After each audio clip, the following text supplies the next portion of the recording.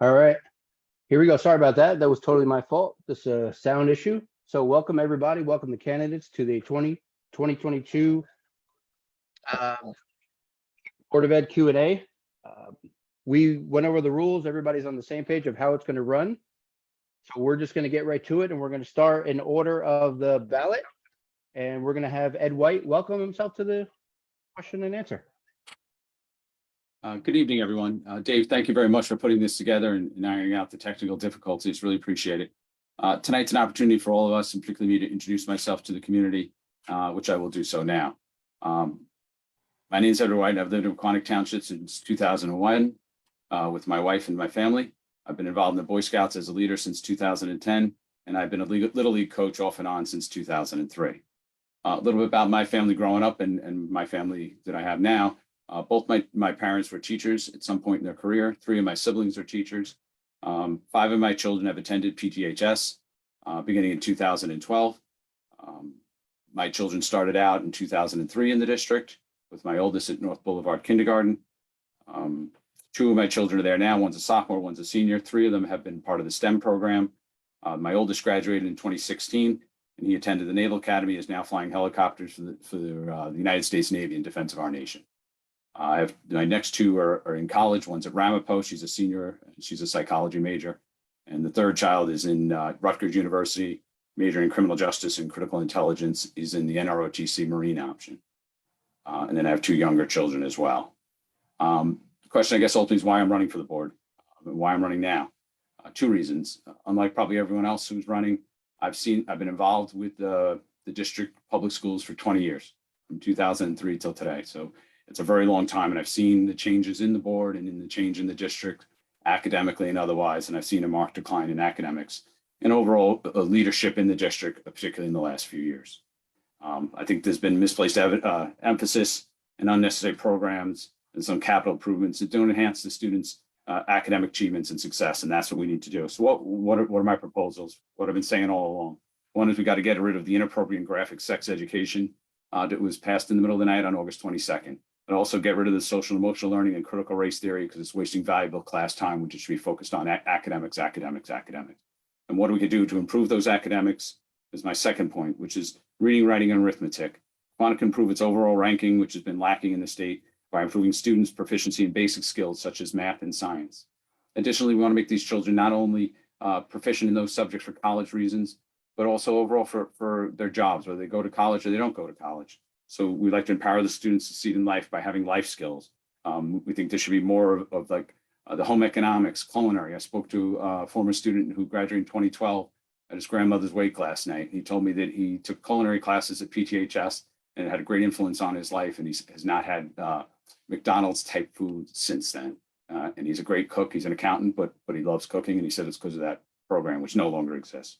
I bring that back. I bring back home economics. I bring back classes for wood shop, metal shops. The kids don't leave the district to go down to Morris County Vocational District School, but they could stay here. We can keep in the district, keep the funding in the district, and give them opportunities. Not everybody goes to college. Not everybody should go to college. It gives them the opportunity to do better things. Additionally, I would then work on improving the SAT scores, which have also dropped. And I bring the STEM Academy back up to the standard it was when my older children were in it. I have a child in it now, and it's greatly lacking. Thank you very much. Thank you, sir. Next, we're going to go ahead to Mr. McSweeney. Great, thank you. Hello, everyone. Thank you for taking the time this evening to join all of the Board of Ed candidates here for this Q&A session. And of course, thank you, David, for making this Q&A possible. I'm Greg McSweeney, and I'm a 15-year resident of Pequannock.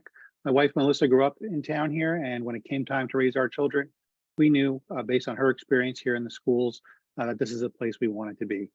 We know Pequannock schools will provide them a quality education where they can prepare them for work or for university or for whatever vocation they choose. I've always enjoyed giving back to this great community, and I volunteered as a coach with Pequannock Recreation Soccer and as a coach for the Pequannock Township Ice Hockey Association's middle school team. I also help coach the New Jersey Bandit girls 10U and 12U teams out of Wayne, and I serve as a trustee and treasurer to the Wayne Hockey Club, also out of Wayne. I'm currently on the Board of Education in my first term, and I serve on the Policy Committee, the Curriculum and Instruction and Special Services Committee, as well as the Strategic Planning Committee, among other things. Professionally, I'm currently head of communications for the largest private sector payments provider in the country, where we clear and settle about 2.1 trillion every day. So with 3 kids, all who have been in school or have gone through the schools, each with different skills and different needs in education, from special ed on through honors, I see how important it is for the home and school to work together. I also see how difficult it can be, especially for special ed students, when the school and the parents and family members are not on the same page.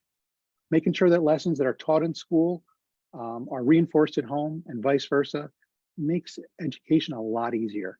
Open communication is something that I stressed at almost every meeting I had with case managers and teachers when I was working on my son's IEPs over the years, and something that I stress now as a board member to our superintendent. Luckily, our current superintendent is one of the most open and communicative superintendents I've encountered, so there's really no problem there. So anyway, that's a little bit about me. Thank you again for taking the time to be here tonight. I look forward to answering your questions. And I have to say this, as a sitting board member, anything I say tonight is my own opinion and does not represent the opinions of the Board of Education of Pequannock. Thank you. Thank you, sir. All right, next we're going to go here to Mr. Pompeo. Thank you, Dave, for providing this forum. Not only for me, but for all the candidates, but also for the town to learn about each candidate, their views, their plans, and the solution. To the other candidates, let me say thank you for your willingness to serve your community and specifically improve the education of our children. I'm going to do a little something, probably a little controversial. I'm not going to ask for your vote. No, really. You see, I'm not a politician. I don't use political buzzwords. I don't have talking points. I don't even have a platform. You see, every day I get up, I put on a pair of scrubs, and I help physicians in New York and New Jersey save and improve lives. That's what I do for work. When I'm not putting on the scrubs, I work with others to improve workflows for people like me who do similar jobs. You see, I'm just a husband, a father who has 3 kids, the oldest being 22, and his twin sisters are 12 and in middle school. You see, I've had a child in every single grade at Pequannock Township. I've coached both boys and girls in this town, and I've been consistently amazed by their strength of character and their willingness to work, and honored that their families would trust me with the role of coach. And that's what tonight's about. That's what this whole election's about. It's about trust and truth. Like any organization or community, there are problems to be fixed and challenges to overcome. We have to constantly strive, not just to improve our ranking, but to educate and prepare every student for life. We have the responsibility to not turn our children to political pawns, but give them the confidence and community so they can face the challenges ahead. And we can never, ever let our guard down from protecting them and keeping our schools safe. I'm not going to ask for your vote, but if you trust the teachers who work tirelessly for our kids, the administration of our schools who are constantly adapting to new challenges, and our superintendent, Mr. Portis, who has led with a steady hand, if you trust all of them that get up every day and provide excellence in education, then know I stand with excellence in education. Thank you, sir. All right, moving right along, we're going to Mrs. Esposito. Hi, Dave. Good evening, Pequannock. My name is Danielle Esposito, and I am running for the Board of Education. I would like to thank Mr. Vassilenko for organizing this forum. I would like to thank all of you for taking such an active part in your children's education. This is a great opportunity for parents and community to ask any questions of the candidates and to hear the answers directly from the candidates. I have had the pleasure of calling Pequannock home for the last 12 years. My husband and I have been married for 15 years. We have 2 children that are currently in and have been a part of the Pequannock school system since kindergarten. Throughout their time at Pequannock, they have been challenged, encouraged, and provided an environment to grow and learn. Professionally, I have been an educator for over 20 years. I love it. The students, working with the faculty and staff, working with parents, all of it. I graduated from William Patterson with a bachelor's degree in education and earned a teaching certificate in both special education and elementary education. I have taught a variety of grade levels, ranging from kindergarten through 8th grade, within several school settings, including both special education and just general education. I've earned a master's degree in special education with a concentration in learning disabilities, as well as a learning disabilities teacher consultant certification. I am also currently in the process of completing an additional master's degree in educational leadership. Currently, I am in LDTC, serving as a part of my district's child study team. On a daily basis, I assist students with educational needs. I collaborate with teachers and assist parents in the educational process. For the last 3 years, I have had the privilege to serve as a Pequannock Township Board of Education member. My name is Danielle Esposito, and I'm running for the Pequannock Township Board of Education. Thank you. Excellent. Thank you so much. Next on the list is Mr. Prezioso.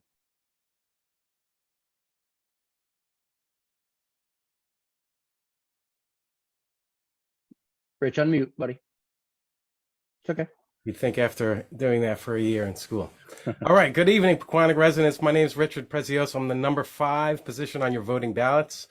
And first, I want to thank Mr. Vasilenko for the opportunity to speak to the parents and residents of Pequannock about education tonight. Now, I have 2 children in the Pequannock district, one at the elementary level and one in the middle school. And I've been a public school teacher for 19 years. I'm a teachers union representative, and I was a former school board member here in Pequannock starting in 2018.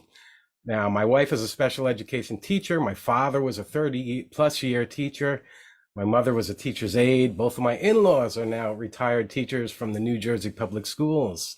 I have a brother-in-law who's an elementary teacher and another brother-in-law who's a vice principal and even stopped a school shooting back in 2013.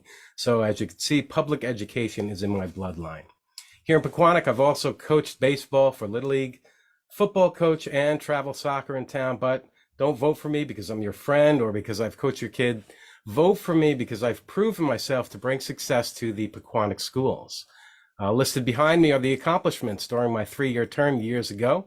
As you can see, during that time, our rankings and test scores were the highest they've ever been, or at least in the last 10 years.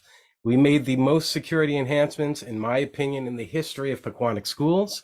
We provided administrative stability and also created numerous educational opportunities for our students. I've decided to run for the school board again to support the students, teachers, administrations, and families of Pequannock. I'm running so that everyone in our community can feel like their voices are being heard without bias or fear of being shut out. I feel that I'm the best candidate because of my experience in education and because of the proven leadership I provided to our school system while on the Board of Ed. You get 3 votes, Pequannock, and I'm only asking for 1. Please choose Rich Prezioso, number 5. Thank you. Thank you, sir. All right, and next on the list is Mrs. Hyder. Hello, Pequannock. I'm Erin Hyder. I grew up in Pequannock. My family moved here right before kindergarten. And I went to SJG school and I graduated in 2000. My son and all my children, I bought my childhood home. So they are now attending, well, my oldest is in kindergarten and all of my children will be attending SJG school, then the middle school and the high school, just like their mama. I love Pequannock. Pequannock truly supported me to be the person that I am today, provided me with a solid education to allow me to get into some very strong educational programs as I grew up. After I graduated Pequannock in 2000, I got into Penn State. Following Penn State, I worked in the private sector of pharmaceutical advertising, where I got to climb the ladder, corporate ladder, which I thought I wanted to do. However, shortly thereafter, I felt like I called to a higher purpose in terms of education, and I got into Teach for America right after Katrina, so I was able to see and be a part of rebuilding a city after the hurricane. Ironically, at my very first year of teaching, I actually was the teacher teaching Ruby Bridges' granddaughter how to read in 3rd grade. And allowed me to have some of these amazing experiences growing up. When I came back home to my home state, I should say, I started teaching in Ridgewood, and I have been there for 13 years. So I've been teaching a total of 15 years. I got my master's in teaching children mathematics, where I focused in leadership and policy writing, because I just know that directives will come from the state, and I wanted to be informed as to what that should look like. Following that, I continued my education. I do have my master's plus 45. I just didn't get my doctorate in teaching in leadership because I don't want to go into administration. I love teaching, being a classroom teacher. It helps me to gain perspective, and it allows me in my district to be part of some of the most innovative and top of the art professional development. And it really challenges me as an educator. So I hope to be able to play that role, to be able to support the same community that supported me in raising my children and supporting all of our children to strengthen our education system. That was the foundation of my learning. Thank you. Okay, excellent. Now everybody knows who you are, so we're just going to go right to the questions. We all spoke, we all agreed the questions we're going to read is as they came in order. So we're going to go, the first question is going to go to Mr. White. And the question is, how do you plan to work with other Board of Education members who may have different viewpoints on topics to build consensus for the best interest of the students and the school district?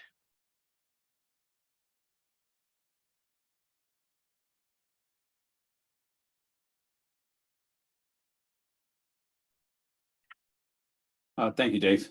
So give a little background of who I am in order to answer that question. I've been a trial attorney for the past 30 years, and I've been in court trying cases up till about 7 years ago, and I've taken on a different role running a construction company in New York City. But for 25 years, I was in court trying cases, resolving cases, and one of the most important skills you have in doing that is the ability to negotiate.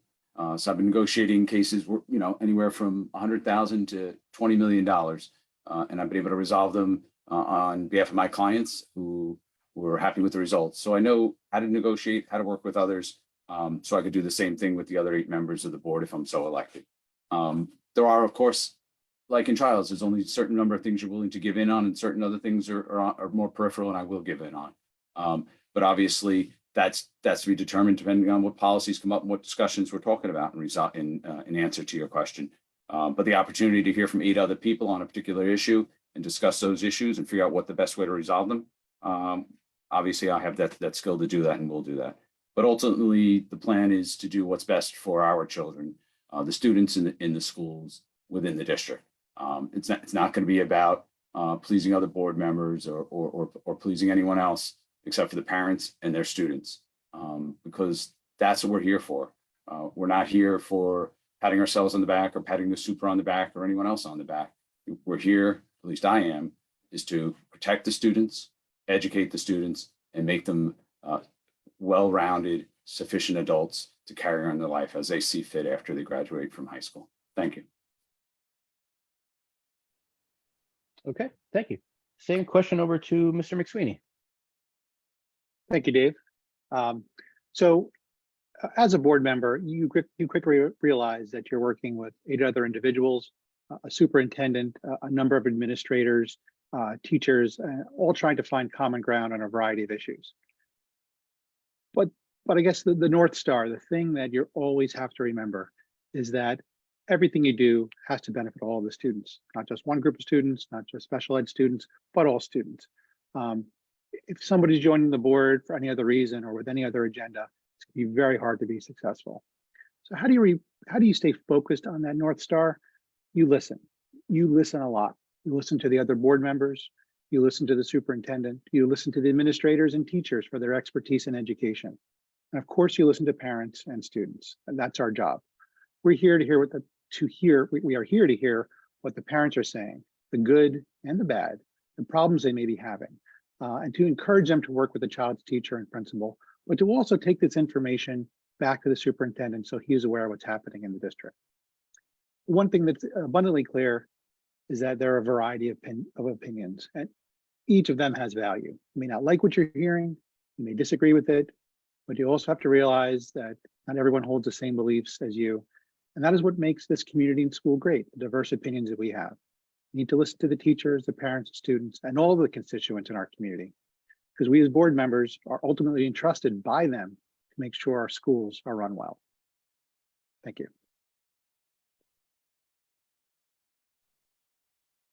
Thank you, Mr. McSweeney. Same question over to you, Mr. Pompeo. Thank you. I got to tell you, I love being on teams, and I'm so thankful that I'm not running for a position like governor or president. Wouldn't do it, not for me. But since I was a little kid, I've been on a team, whether it was a soccer team, not very good at it. Lacrosse, loved it. Played lacrosse in high school, college, got to coach college lacrosse, got to coach youth lacrosse, got to coach a little high school lacrosse over my time. And I love being on teams. And the most important thing you learn when being on a team is really summed up in a quote by Kobe Bryant. The most important thing is that your teammates have to know you're pulling for them and you really want them to be successful. You see, the mission here is clear. We have to help the kids. Now, become a big fan the last couple of years in Formula One. You have a lot of team members and the race car driver gets a lot of the credit, but if the gentleman who's in charge of changing the tires on the left-hand side or the right-hand side doesn't do his job, the mission does not become successful. And even German hospital, trauma hospital in Germany, took on a Formula One team because they weren't happy with their times and the success that they were having taking care of patients. And they were able to help them and say, you know, when you work like a team, not everyone has a job. Not everyone's job is to do everything, but to work together. The first thing you have to do is you have to be focused on the objective, not your ego. You have to listen to one another. And obviously you have to listen to the community. You have to have extreme accountability and ownership. You got to work together without personal agendas because they do not help get anything done. The mission here is clear. We have to work to educate the students. We have to support the teachers and we have to help the administration. In a constantly changing climate, we have to be adaptable. We have to make sure we're constantly looking to the future and driving the car. If you look in a car, the windshield is bigger than the rearview mirror. We have to always look through the windshield, be aware what's in the rearview mirror and keep moving forward. One of my favorite authors is a gentleman by the name of Jocko Willink. Wrote a book named Extreme Ownership, but is a little bit more famous for being a retired Navy SEAL and commander. He was the commander of Navy SEAL Team 3. And I'll leave you with this last quote. When personal agendas become more important than the team and the overarching mission's success, performance suffers and failure ensues. We can't afford to have failure. Okay, thank you. Same question over to Mrs. Esposito. Thank you. First, anything that I say throughout this live Zoom meeting is my opinion and my opinion only. It does not reflect the opinion of the board. Something I have to just make sure everybody's aware of. So a board's main focus is and always should be the students. Top priority is the students and making sure they receive the best possible academics and enriched programs.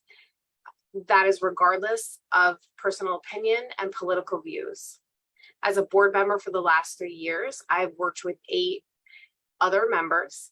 We have been able to work collaboratively and effectively and always with respect.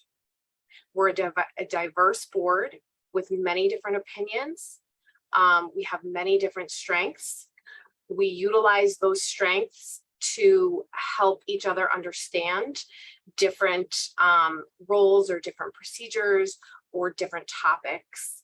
That has brought around many positive things throughout the last 3 years. When you have a board who works respectfully and together, you provide support and you provide stability to your superintendent and your administration. And when you have a board that works together, you bring about positive school climate and culture. And that is something that has been done throughout the last 3 years. When you have a positive school climate and culture, you have happier staff, you have staff who feel supported, and then you have less of a turnover. And when you have when you have teachers, as we do, with a positive school climate, that only brings amazing things to our students. So I think I've done that. I've worked well with the board throughout the last 3 years. I do not have a personal agenda. I'm just here to make sure that the kids receive the absolute best that they can. Okay, thank you so much. Same question over Mr. Prezioso. Okay, so the question, how do you plan to work with other Board of Education members? I have worked with all of them already, with the exception of Mr. Gittin. I worked with 2 superintendents, Mr. Charleston and Mr. Portis, and various other board members of the past. And oftentimes, many of them looked to me for guidance. For example, like right now, our teachers here in Pequannock, they don't have a contract. They've been working for months without a contract after 2 years of chaos. Now, as a teacher, right, I can't get into the negotiating portions of the contract, but I can offer advice, right, and say, hey, guys, we need to get this done. You know, here are the things they're providing for us. So we need to get this done to show the teachers respect. So even on things I'm not privy to, I can still be influential. And, you know, I really worked well with pretty much all of the board members. And we do, you know, have differences of opinion, right? I may be one of the only people who's voted no in the last 6 years. And that's okay, right? You're allowed to have differences of opinion. And if someone once told me, if it's not right for the kids, the teachers or the parents, deep down, you vote no, right? And that's what you do. You go out and you vote no. You don't have to vote yes to every single thing, just to show solidarity, right? Because we all have different opinions. So to sum it up, yeah, how would I work with the other people? I've done it already, right? And I've proved that Pequannock can have success. And this is coming with 2 separate superintendents and 2 separate boards. And you saw the rankings and you saw all the great stuff we did. You can go to my website and see all the wonderful things we did, and with 2 separate administrations. So, you know, I think I've proven that I can work with any board member, whoever it may be. Thank you. Okay, thank you, sir. Same question over to Ms. Sider. Well, I feel, just to go a little bit off of Rich, at the same time, I will just add that I was up for a contract in Ridgewood in June, and I felt very respected when that didn't have to go into negotiations well into another school year, because actions speak louder than words. And if we're going to have the respectability to allow varying viewpoints, which is necessary in order to move people forward, that even in the climate, the world that we live in, we have to be able to approach sensitive topics in a respectful manner. However, they still need to be addressed. And if they're not, then we're doing our students and teachers and staff a disservice. So I say that because I think we need a better climate. We have one of the highest transition rates of all of our teachers across the district. The amount of people that leave from staff to teaching assistants yearly, I have the numbers exactly. It's just 20 teachers in 2021, 19 part-time aides. Then in 2022, and we're only in October, we had 22 teachers and then 23 part-time. So if we can't keep people, we have to come together and figure out why that is. Because in the last 2 years, based on our numbers, which is your quantitative data that should be driving your discussions of why we are where we are. Not that we don't have amazing teachers, but how do we keep them? How do we make sure they feel respected? How do we support them to support our children? What is that to look like? And if we can't come up with resources and actual helpful strategies, then I don't feel like we're doing a good job. Because it's our responsibility to provide that as leadership appointed by our community. I will go on to say that we need varying viewpoints, but when we go and vote, and I look at comments for the last 2 years, and most of the time it's unanimous with very little comments, it makes me wonder how many people are feeling comfortable to have varying viewpoints. Because when people have unanimous voting, but yet 2 or 3 are absent when they're supposed to be voting, it makes me wonder if they're not showing up for a reason. Okay, thank you so much. So the second question we're going to read is going to go to Mr. McSweeney first. Contrary to excellence in education, Pequannock Township High School is currently ranked 144th in the state, down from 57th in 2019, and significantly down from a rank of 50th in 2018. In addition, the high school has the lowest student-to-teacher ratio in 20 years. What is your plan to improve our school ranking in New Jersey? Great, thank you, Dave. So yes, school rankings are often brought up, and they are important. Obviously, people decide to move to a town or stay in town because of the strength of the school district. But unfortunately, over the last few years, the ranking providers, US News and World Report and niche.com, have noted that their rankings from the past few years are flawed because they rely heavily on state testing data. And that, of course, didn't happen during the pandemic. That said, we do need to improve our school ranking. And even if you look at the somewhat flawed data, we are headed in the right direction. Last year on niche.com, Pequannock was ranked 163 in the state and 20th in Morris County. And this year we are 105 in the state and 14th in the county. Is that good enough? Absolutely not. But it is showing an over 50 spot jump in just 1 year. More importantly, the administrative team has a plan to move our rankings in the right direction. I don't think that's their ultimate goal. I think their ultimate goal is teaching our students the best way possible. And if they're doing that, and if they're doing that correctly, our rankings will improve. So what do they need to do? Well, Mr. Hazler even mentioned the school rankings in his address at back to school night at the high school this year. And he also pointed out that improving the rankings is not a quick fix. It's not something that's going to happen overnight, but it is a process, but he does have a plan. So what will it take? Well, I mean, US News and World Report relies on numbers of the number of students who take AP classes. I mean, that's one of the criteria in their rankings.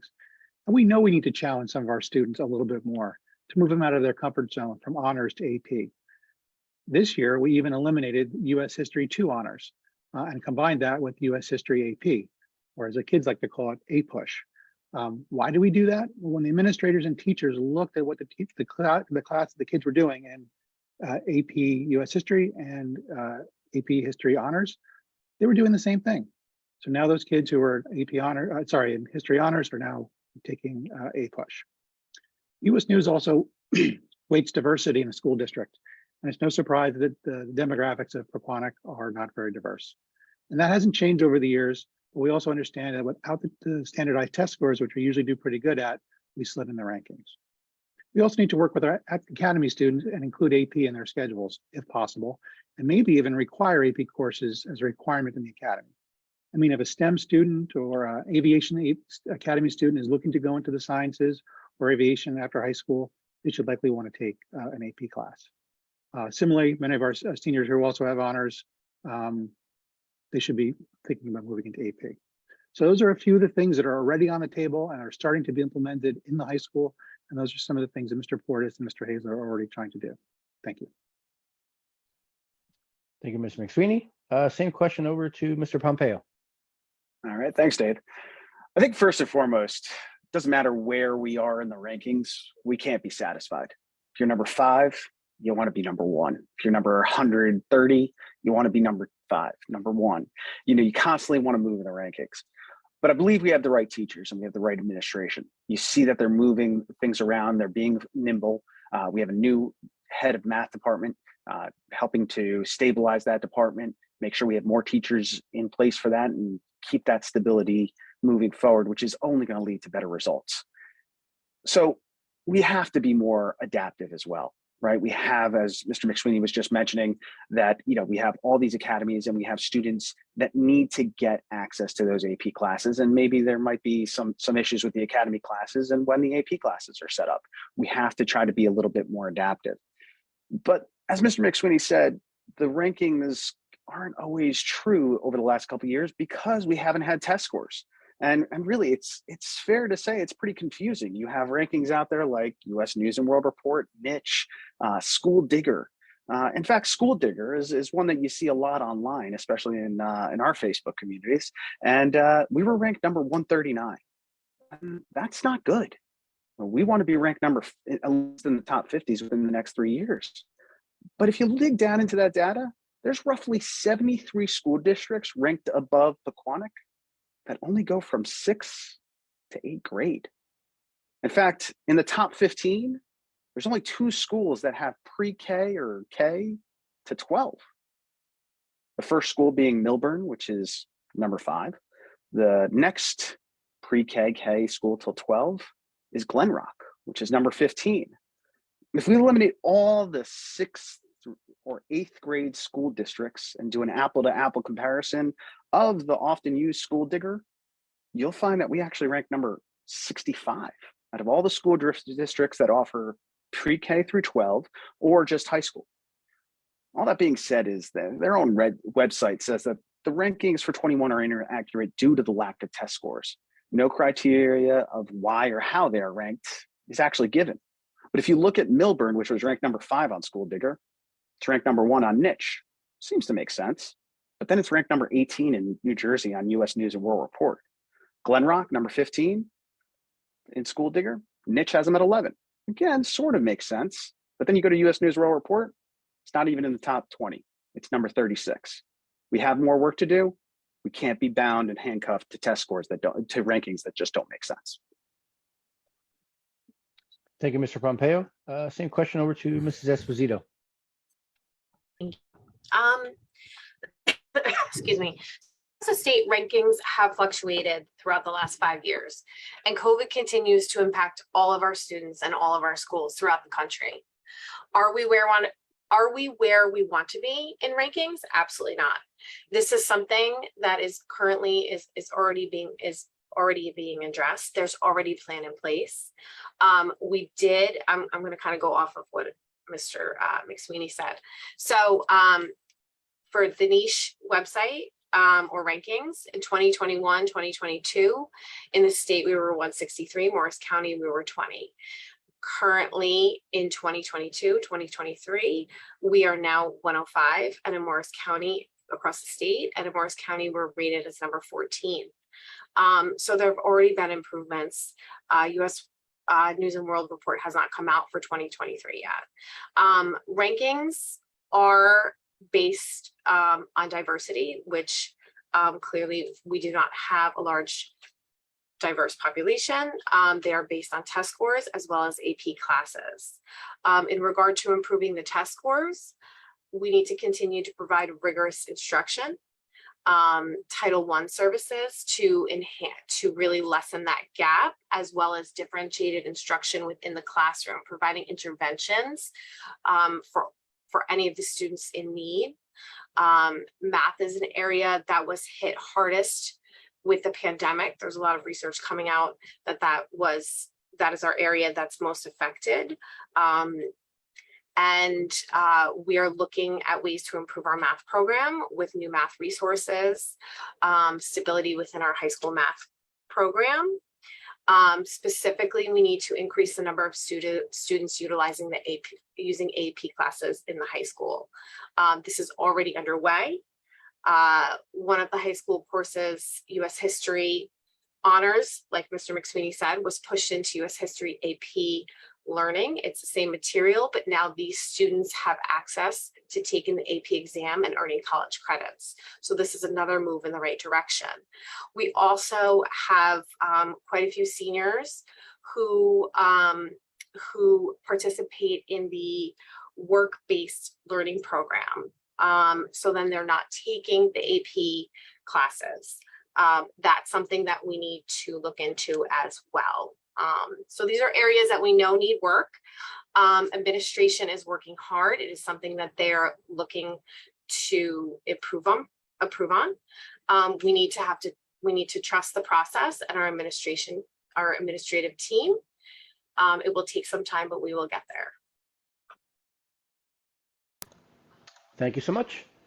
Same question over to Mr. Prezioso. Okay, so like I said earlier, and these facts are coming from Dr. Winning, the previous director of curriculum. Our state test scores when I was on the board were the highest in 10 years. We were better than 88% of the state, and our rankings were the highest since 2013. So that's coming from Dr. Winning. Now, what can we do to improve?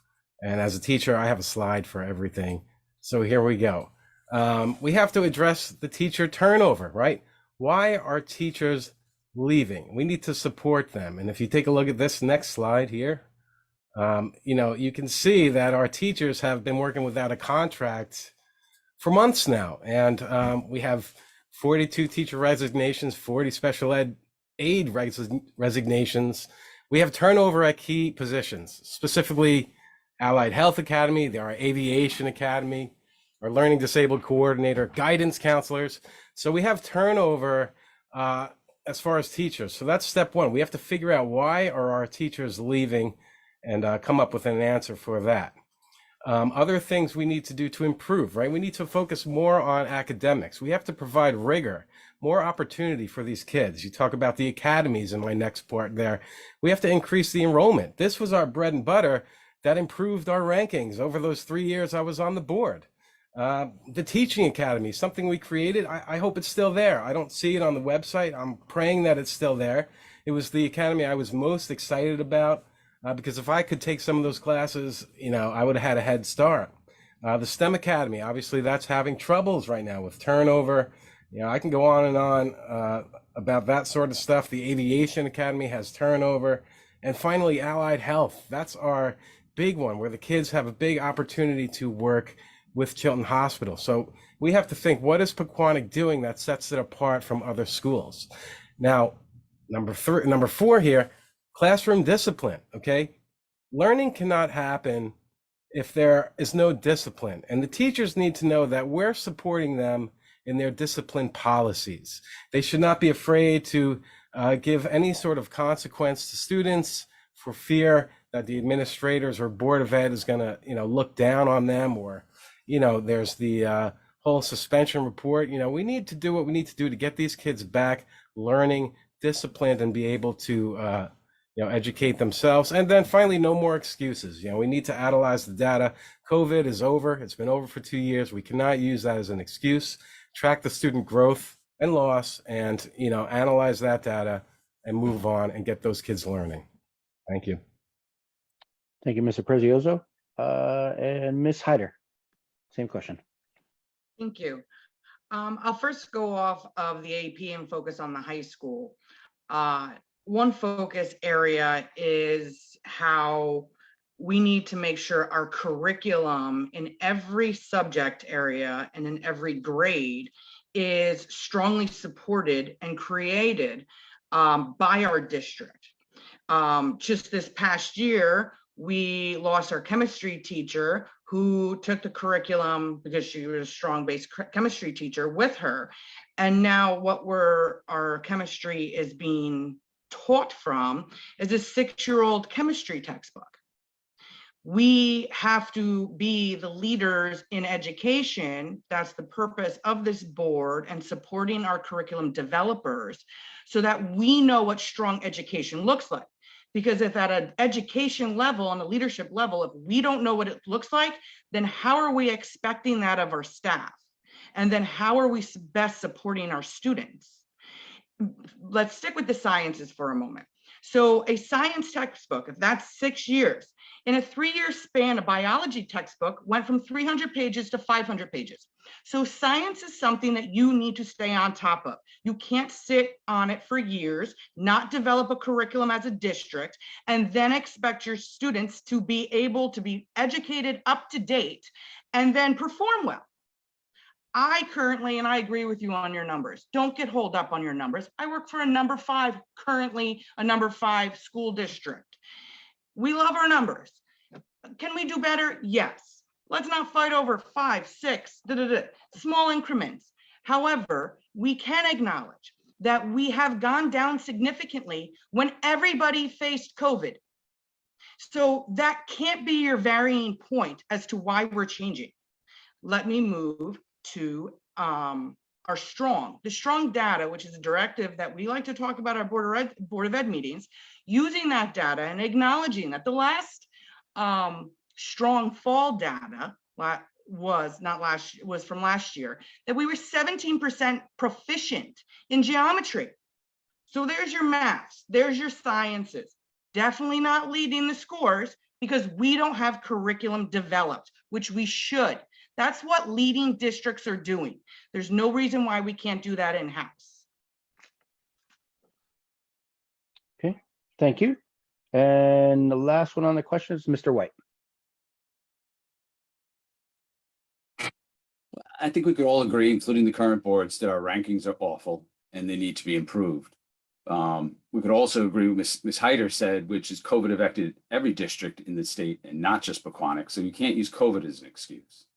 But I think the real standard we should be looking at, if we don't want to look at the rankings, is the proficiency test that Ms. Hyder just mentioned. The proficiency is measured by the state and it's based on how your test scores compare. So it's not based on diversity, it's not based on income, it's not based on things that certain members who've spoken previously are saying, well, it's not good for us or whatever, because it doesn't, reflect our town. The most important thing is the proficiency. So let's look what the proficiency was, and not just after COVID or during COVID, but before COVID. So the English language arts proficiency test standard for the whole state of New Jersey in 2018-2019 for Pequannock School District was 57.9%. That is awful. So let's look at the maths and the sciences as well, as Ms. Hyder said. So what was our math score in the state proficiency test under the current board pre-COVID and post-COVID? 2018 and 2019, before COVID, no excuses. The math proficiency for the state tests at Pequannock School District, 44.5%. These are failing. These are failing by any standard that you want to use. The proficiency tests reflect the ability of your students, and your students are failing because you have failed. So what's the piece of advice? Some of the things that Ms. Prezioso said, Ms. Hyder said, we need to focus on STEM. We need to get a solid program that it was back in 2016 when my older children took it. My younger child taking it now, it's really bad.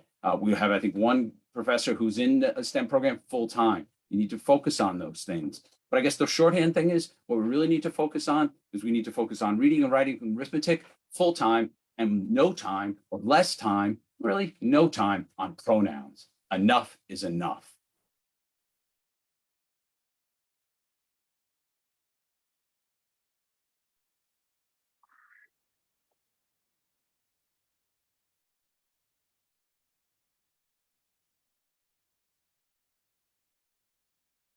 Dave, you're on mute.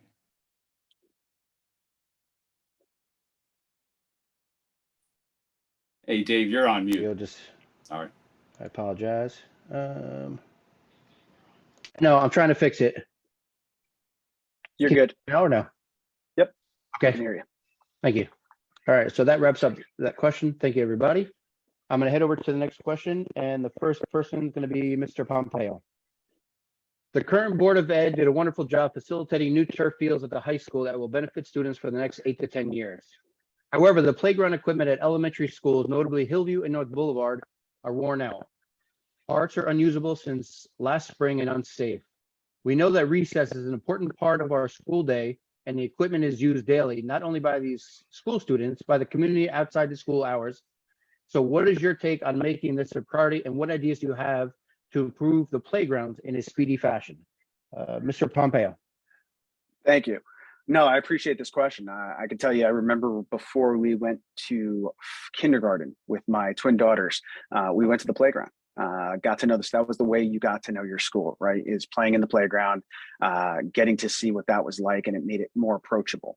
Now, if there is a concern about equipment being unsafe, we definitely have to address that with the principal, so that they can manage it and get it, look at it right away. They need to tape it off. We don't want kids playing on something that is unsafe. That is first and foremost. So I would definitely say go to the building principal, make sure they look at it. How do we fix it long term? Listen, a lot of these things were given through grants, and we really appreciate our partnership with the communities in town. But we have to make sure that we have working equipment. As you said, recess is one of the best times in most of our memories as children. As much as we love going to math class and science class, going to recess was a ton of fun growing up. So I think we have to first see is this something we can fix internally with our support teams at the school, check on it, make sure it's safe so nobody gets hurt, and then see if we can fix it. Then we have to see what funding we have to go ahead and make sure. And we have a great administrators that have used a ton of grants to take opportunities of things like solar panels in the schools that will allow us to be cost negative in the future. So taking those grants or finding other grants and definitely coordinate with services to make sure that we are keeping our equipment up to date and safe. So that's definitely a priority. But again, I definitely would say, do not let this sit. If there's anything that you think your children may get hurt because it's broken, please go to the school principal immediately. That's it for me. Okay, thank you. Mrs. Esposito, same question. Okay, awesome. Thank you. So thank you for your positive feedback in regard to our turf fields. Something we put a lot of time and energy into. On top of providing our students with the best education possible, enriched activities, we do take a lot of pride in the way that our facilities are run and the way that our facilities are used for our students and for the community. So again, thank you.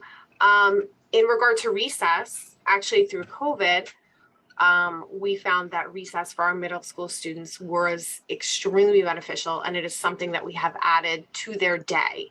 And I know I received positive feedback from my current middle schoolers that they are really enjoying recess. It just gives them a little break, gives them a little refresher, helps with some social skills and some interactions. In terms of unsafe equipment, you should always, as Mr. Pompeo said, you should always go through the chain of command and contact your principal and let them know, because we would not want anyone to get hurt. Our playgrounds are monitored, but obviously please reach out. This is something we could absolutely look into, something possibly with grants. Maybe the HSA could help out with something, or if there's some school funding, but definitely something we can bring back to the board to address, because we want our kids to have, recess is important. They need that. Thank you. Okay, thank you. Same question, Mr. Prezioso. Okay, I don't know if I have a slide on playgrounds. I hope they're not unsafe. Little Richie's out there. He's the last kid out on the playground. Maybe I can tie this into finance. Okay, so let's take a look. How can we facilitate a new playground? All right, we got to look into capital reserve funding. All right, so if you don't know, capital reserve funds, these are funds the district has that are reserved for the future, right? We can plan ahead and we can save incrementally. All right, now, number two, it mitigates unforeseen expenditures, emergency repairs. That's probably where the playground would fall under, even legal judgments. Other things our capital reserve does is maintain a stable tax levy, so we don't have to increase taxes. Gives us a high bond rating so we can borrow money, and various other things. So if we take a look now at the capital reserve, right, this is coming from the state, all right, and as you can see, when I left, okay, we had a capital balance of about $4 million, and the estimated balance in 2023 is going to be $558,000. Now, I know that's just an estimate, more than enough for a playground, but if you look, at the finances, and this is coming from board minutes every month, okay, every month you can look at FFA and see the capital reserve, and you can pause this later on, and you can see last year we spent 1.5 million. It could have been much more. They took a 1.4 million deal off the table, which was purchasing the church. And then you can see this year already, we've spent 3.392. So, the playground should come out of capital reserve. Hopefully, if I'm lucky enough to be back on the board, we're still financially able to do things like that.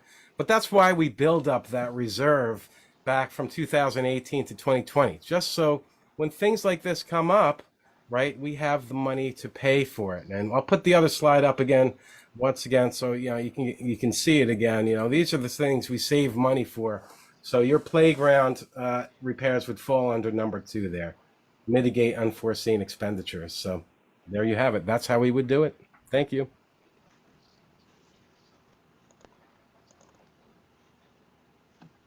Beautiful numbers, Rich. I have my master's in mathematics, so Thank you, I Rich. can really Sorry. appreciate the Go numbers. ahead. Go ahead, Erin, it's your turn. Okay, I love the numbers. So I was going to add how we can also enhance our playground equipment. Some areas, like we know that playing is the time where the students have kind of like, as much as they're supervised, they're unstructured. It's their time where they actually get to put some of this SEL and social skills into play.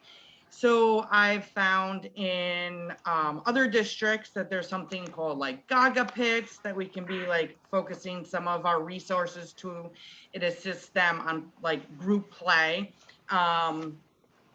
And then there's also something called like a picture walk that I have seen surrounds like the outskirts of like a play area, where it helps to communicate to the parent community as well as the whole community. Like if there's a monthly book, if we started to, let's say, align SEL or DEI standards based on reading a specific text, and there is this common theme throughout every school monthly, to help bridge the communication across the whole community of what we're working on, that sometimes we found that one way to communicate that would also be during a picture walk. So what that means is that there's like this covering, and every couple of pages, the community, oh, I guess you can't kind of see it. I should have, it's blue.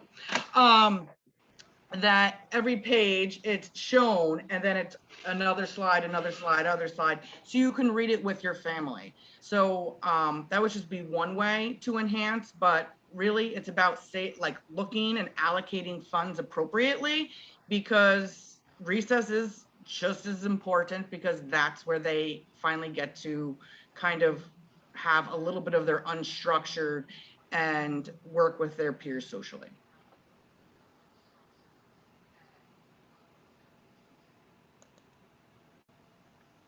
Thank you. Over to you, Mr. White. Same question.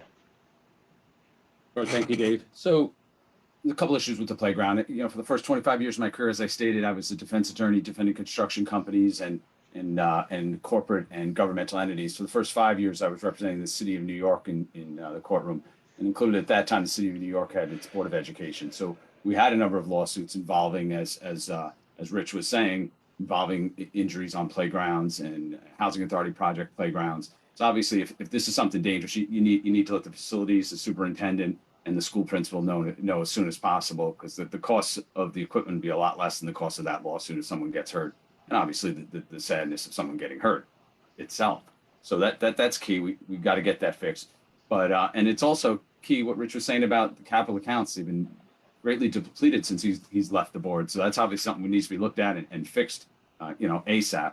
But finally, my understanding is the Home and School Association generally pays through fundraising for the playground equipment. So this is something that might want to be discussed more on the community level than the board level, with the HSA at that particular school, and set up a tricky tray, set up a fundraising thing. I think all of us could agree that that's something we'd all get on board with.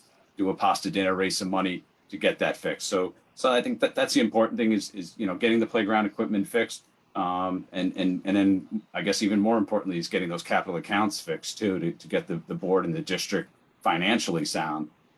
So besides the great academic problems we're having in the district, we're also obviously having some financial problems, and it's not from a lack of tax funding, because the budget's gone up year after year after year. So it's not, we don't need to raise taxes anymore. Enough of that. We need to be more responsible what we do spend money on, and actually spend money on useful things. So for instance, building these pavilions at all the schools, it's just nonsense, I guess, is what it really is. So the kids could hide under there during COVID or something. I mean, it made no sense to me what it was doing. Could have saved a lot of money on that. I imagine one of the board members would say, well, it was done through a grant or something with some money. Maybe we could have used the grant for something a little more practical, maybe a new STEM lab, bring back that culinary lab we have where kids cooked in the schools. The pavilions are silly. Everybody knows they're silly. Let's do something practical, something productive to get back to the major thing, which is improve the academics at the schools so the kids could go on to better colleges, so the kids could go on to become better members of society and good citizens, and not remember their lives about, oh yeah, my high school I spent under a pavilion. No, my high school I learned a skill. My high school I learned academics. Thank you, Dave.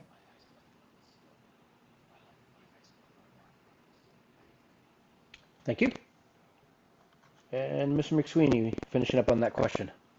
Sure. Thanks, David. So I think almost everything was said here about the playgrounds, but yes, I definitely do agree that, the playgrounds are important and a vital part of the elementary school experience.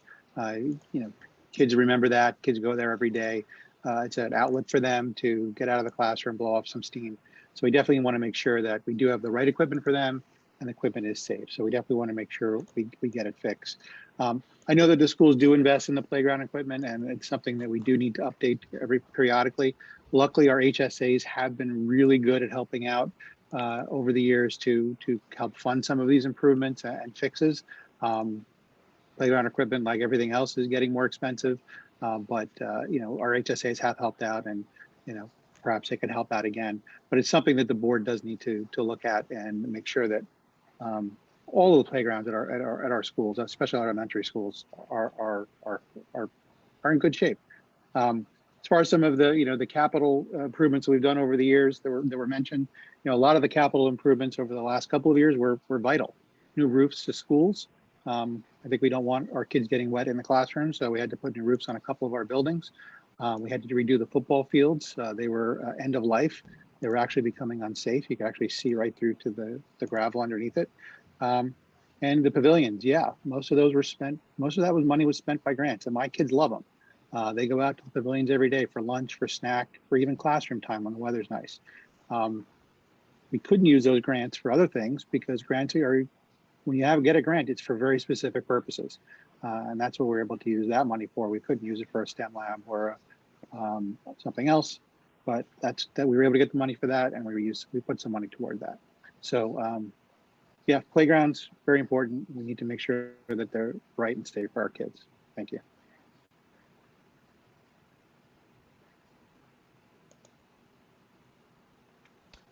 Okay, thank you, sir. So we're going to hit the next question, and Mrs. Esposito, you're going to be first in line. The next question is, how are you going to address parental rights, specifically policy number 5756? Thank you. So I just want to clear up some misinformation that has been put out there. For policy 5756, that was passed in March of 2019. I was actually not on the board until January of 2020, so I did not vote on that policy. Also, if you go back and if you watch the video, there was discussion and there were people who did vote no. With that being said, policy 5756 is a state code mandate as well as a federal law. It is a federal law against discrimination. This law protects students. It also protects their families and students' confidentiality and their privacy. How do you address parental rights within that law? Well, these students who may be struggling, we cannot, so I work with a school psychologist, right? That's part of my job. These students often are receiving support within the school, right? So when you are receiving support, that is confidential. However, there are ways that school psychologists could facilitate maybe some of those conversations for some of these students that may be struggling. However, again, this is a federal law. If you do not have this policy in place, you will lose federal funding. Not only that, this policy supports our students, and that is what is most important. Supporting our students, protecting our families and their rights. Thank you.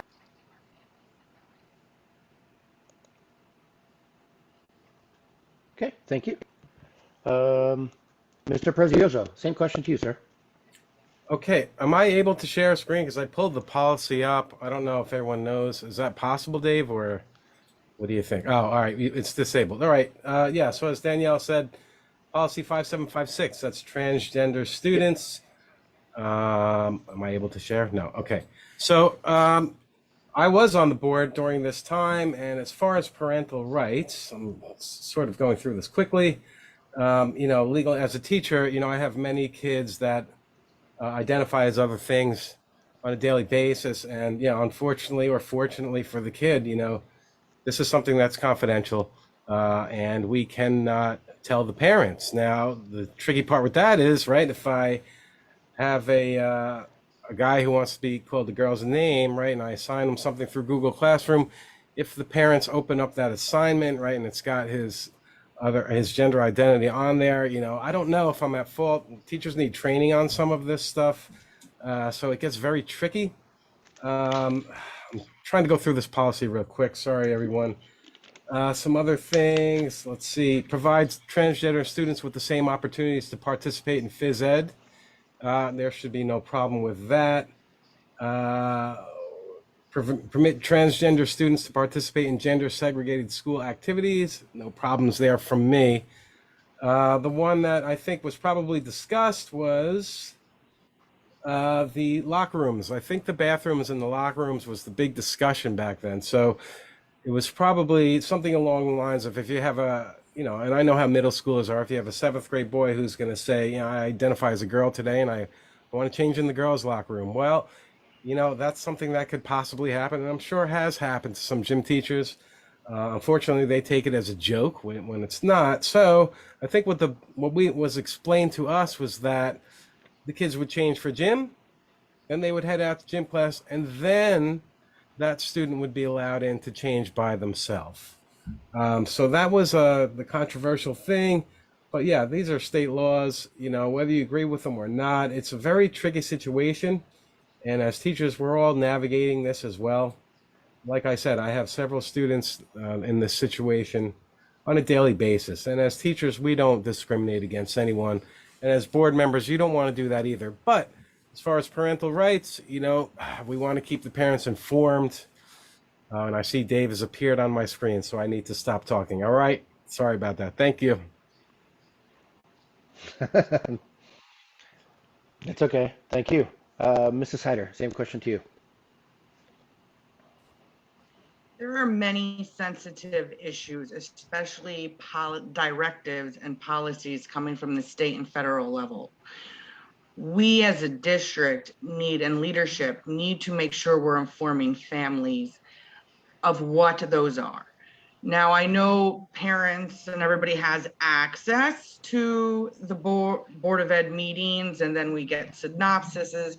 However, I feel like we could do a better job.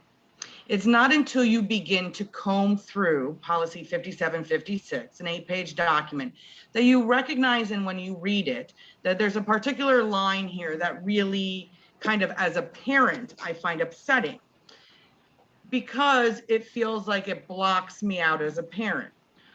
I'm not saying that we don't have areas that we need to focus on, that every child deserves to receive the support that they need. And that is in varying levels, because every child's a unique individual. But I don't approve of taking away parental rights. I find it to be an overstep of government that most likely it's personal. My husband and I have talked about this at length. He fought in multiple foreign wars to protect the soil and our rights on this country. So then why is it as parents that we have to fight hard at a school level to be informed about our children? We have to be continuously in the know, because it's directives like this that begin to separate the parent from the child. And then comes other language, like your parent partner, when it comes to language on documents coming home. There's subliminal messages and there's some outright messages. And I think it's important as a school board to come up with clear directives and parameters of which people can work, and also allowing families to feel safe. For one, I'll read one line. This is page 2. There is no informative duty for any school district staff member to notify a student's parent of the student's gender identity or expression. In our school district alone, there's times where the guidance counselor has to inform. It's aligned with this. We've had cases where the same student has had 6 emails changed. As a parent, I feel like I'm the best suitable to support my child. And if the answer is that I would endanger my child, well, we do as a nation have protective services and other laws to protect children. The answer is not blocking the parent out.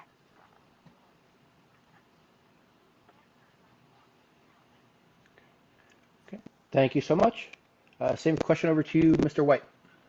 Okay, a couple of things. So when it was referred to earlier about it's federal law, it's not federal law. It's Title IX. Title IX talks about you're not allowed to discriminate under a number of categories, including sex. What you guys are talking about now is something totally different. It's talked about gender. As we all know, there's only 2 sexes, male and female. Now, gender, apparently there's more than 2. I don't know how many, 20, 30, whatever it is. But Title IX does not address that. So there's no federal law requiring our district or anyone in New Jersey to adopt this language in 5756. Now, you say, well, there is a state law. Yes, there's a state law.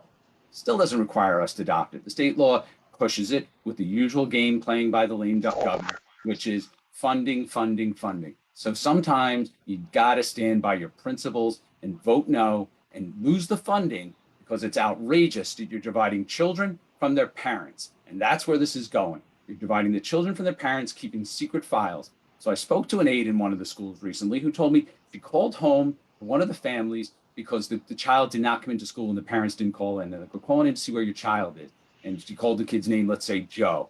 And the father was like, I only have a daughter. I don't know who Joe is. And then the aide was like, this is the file. I'm looking at Okay, it. Mr. White, we can't name drop. We can't Not do that. okay. Sure. Not So okay. It's not the okay fine- to call out a specific kid. Not Daniel, okay. there's If no it's Joe, gonna continue, Daniel. It Daniel, doesn't there's matter, no Ed. Joe. We're It's an voting. It's not example. We can't discuss. Just take it We're easy. not You're gonna talk wrong, about Daniel. You're students wrong in on our the law. building or our staff. We can't discuss specific students on here. We cannot. Okay. Okay, thank you. So this is the warned, Mr. point. White. This is You the We're point. warned, It- Mr. it- White. Yep, Vinny, We're take warned, it Mr. down, White. Vinny. You're We not in can't- we charge. can't do Dave's in charge. You were warned, Mr. Vinny. White. We all got the rules. You Vinny, agreed to them. Hold You're on, on this hold on, call. hold on, Finish hold on, my hold on. statement, Let's- Vinny. No, All right, let's you stop cannot. for a second. Hold I on, will hold not on, hold on. stand Let's by- You're in stop. charge, Vinny?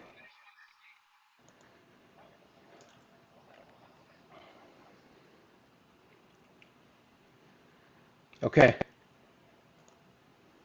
So the point is simple, I guess. We're not gonna name any students, parents, teachers. We're not gonna specifically call out anyone. Thanks, Dave. So let me just finish the point, which is this. Federal law does not require it. State law doesn't require it. It's just funding. The board should have done the right thing and denied it and moved on and not divided the families from the children and protected the families. As Ms. Heider said earlier, it's about parental rights, and 5756 destroyed parental rights in the district. Simple and simple. Thank you.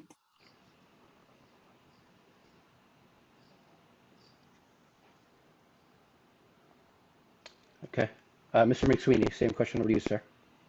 Thank you. So 5756 is literally on the books of every school district in the state. This is not a policy that's unique to Pequannock. It follows the guidance that we're given from the state. It follows the rules we were given. As board members, we are sworn to follow those laws and those rules. It's pretty simple.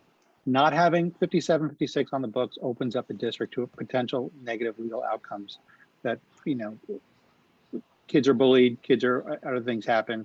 We don't have that on there to protect us. It all puts us in a bad place. As for 5756 and the rights of parents, the policy protects the rights of the individual, of the student.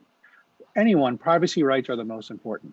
But the policy also outlines how teachers and administration should handle these privacy concerns. If a student does not want to reveal something to a parent or a family member, the policy outlines the numerous steps that the administrator, either the principal or the superintendent, needs to follow.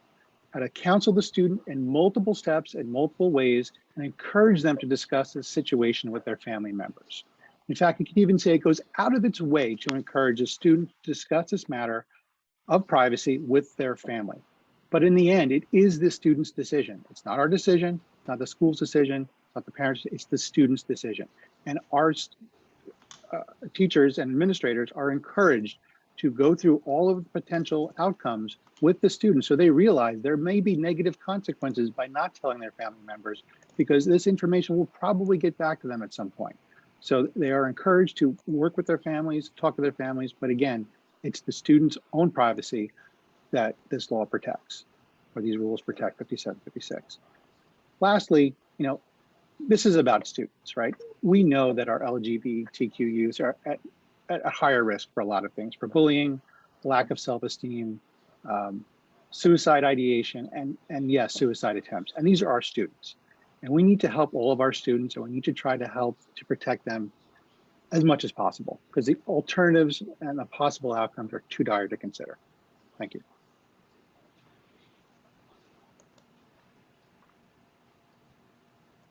Okay. And Mr. Pompeo, you're finishing up that question, sir. Absolutely. Let's level set some things right off the bat. Every public school teacher on this Q&A, both as a viewer and as a candidate, works in a school district that requires them to uphold 5756. There's not one exemption for any school district in the state of New Jersey. It is federal law. And I may not be a lawyer, I know how to use Google. And everywhere you look, it's clear it's a federal law. It's a state law. Last time I checked, the Board of Ed doesn't write state or federal law. And what are the consequences to an extreme advocacy board? Well, if we're talking about finances and using finances correctly and responsibly, it sure isn't, hey, let's lose some finances. The consequences are as follows. You have countless of dollars lost on lawsuit and attorney fees. You have sports programs that will all have to forfeit their games because the board doesn't want to follow the rules if we have, as some candidates seem to want to go. Fine. That seems to be more about the board member than the community. Now, you also have the risk of the state possibly taking over our schools because they do not agree with us not following state laws. It's happened before. But I guess that's not important either. But what is the personal cost? Suicide is the second leading cause of death among young people aged 10 to 24. The second. It's not a cheap parlor trick. It's not a cheap political trick. It is the second leading cause of children 10 to 24. LGBTQ youth are 4 times more likely to attempt suicide than their peers. The Trevor Project estimates that more than 1.8 million LGBTQ youth 13 to 24 seriously commit suicide each year in the US. And at least one attempts suicide every 45 seconds. But let's make cheap political jokes about it and make cheap political points about it just to get votes. I'm not okay with that.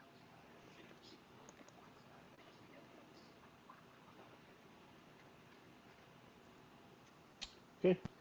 Thank you, sir. So we're going to hit up the next question. It's going to go to Mr. Prezioso first. A referendum to add air conditioning to all the schools was recently discussed at a board meeting. Is that something you would support, and why? All right. Well, first, before we get into that, I just want to say, as a board member, there's going to be people that come up and yell at you. You need to keep your cool. You can't start shouting back at the community. I'm the coolest brother you'll ever meet. But besides that, do we need a referendum for air conditioning? I don't think so. As long as, here we go again. I hate to go back to this slide, guys, but this is why we built up a capital reserve to prepare for things like this. Do classrooms need air conditioning? I think so. My classroom does not have air conditioning. September is hard. June's hard, especially when kids are wearing masks. It was hard. Can we survive without them? Of course we can. We've done it since the dawn of time. So yeah, they talk about capital projects. In my opinion, I would love to spend money that gets funneled directly into the classroom, whether it's books, whether it's training for teachers, and air conditioning would fall under that category as well. So would I support a referendum? I would rather use the money that I had saved up from 2018 to 2020 to pay for something like that. And like I said earlier, hopefully, if I'm lucky enough to serve Pequannock again, our capital reserve amount allows us to facilitate that.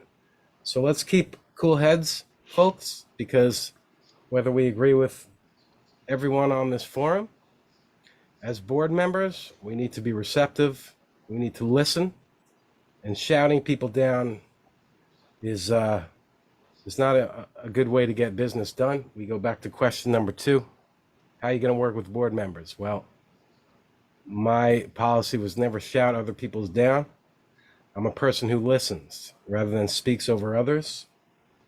And that's what I bring to this board. So, I'm a little frazzled right now after what just happened. But there you have it. Hopefully we can spend capital reserve. Thank you. Okay. Okay, thanks, Rich. Mrs. Hyder, same question about the air conditioning. I think savings like the capital reserve is key. If you were going to want to put an addition onto your house, you wouldn't you'd have options. Do you want to take out a loan, which in that case, in respect of a school, and then you didn't have the money, you'd have to go out for a referendum? Or do you pay close attention to the capital reserve and make sure that you know what your goal is over time, so that isn't necessary to ask more from your taxpayers? I think savings would be key, and something that doesn't have to happen right now, but over time does seem like something that if it was saved for would be feasible. So I think it comes down to the needs versus wants. I do know in previous board meetings, it talked about, Mr. Bordas talked about how window units would never, based on safety precautions, would never be feasible, and that based on other additions in the high school, there were areas already set up. So I think it's something that, looking ahead, is something that would be something that we as a district would invest in as long as we saved for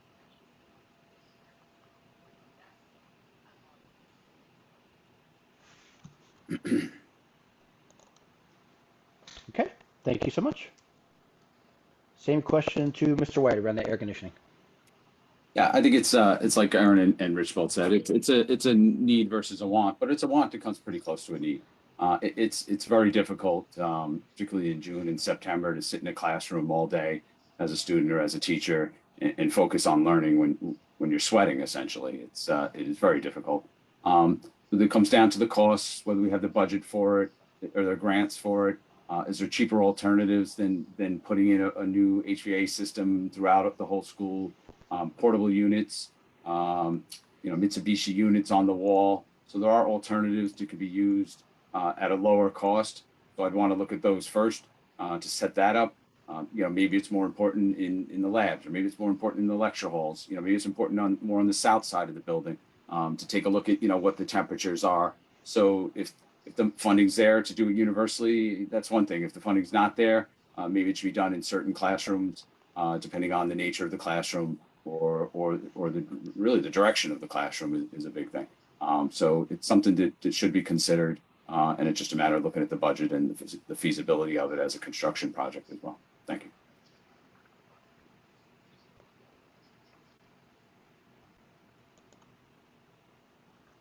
Thank you, sir. Same question regarding air conditioners to Mr. McSweeney. Thanks, Dave. Yeah, so air conditioning in the classrooms, as people have said, there's no doubt that some of the days in September and June are unbearable in our classrooms, even sometimes in late May when it gets really warm in the schools. Having a room that's in the close to 80 degrees is not conducive to learning. It's really hard to learn in those conditions, especially if you're thinking about late May and June. Our kids are taking finals in some classrooms, and being in a really warm school is not ideal, and it's really hard to get anything done. Right now, I think currently approximately 50% of our classrooms have some form of air conditioning. Getting to 100% obviously would be costly, and it definitely would require a referendum, which we'd be asking the taxpayers of Pequannock to pay for that. The referendum would have to pay for all of the new air conditioning going in. It would also likely have to repair some of the older air conditioning units and probably remove some of the window units, because those are inefficient, they're loud. I know if you're in a classroom, sometimes with a window unit, hard to hear when the air conditioning is going. But as a board member, we have to think of the fiscal problems as well that this could take. Is this the best time to take on debt? We all know that interest rates are much higher now than they were a couple of years ago. Those rates continue to go up. We'll be locked into a higher rate if we take money out now to finance some of this stuff. And by doing so, it's going to limit our ability for other expenditures moving forward, right? We don't want to move money out of capital reserve for air conditioning if we have other expenses coming up. We know we are challenged for classroom space in some of our schools, especially for our pre-K rooms.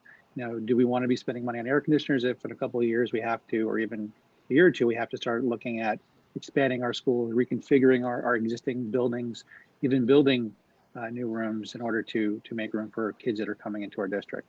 So all of these need to be considered. A referendum would ultimately be, but the taxpayers would have to decide it. But I think the board would have to make a decision first if that is the best use of our money moving forward. Thank you.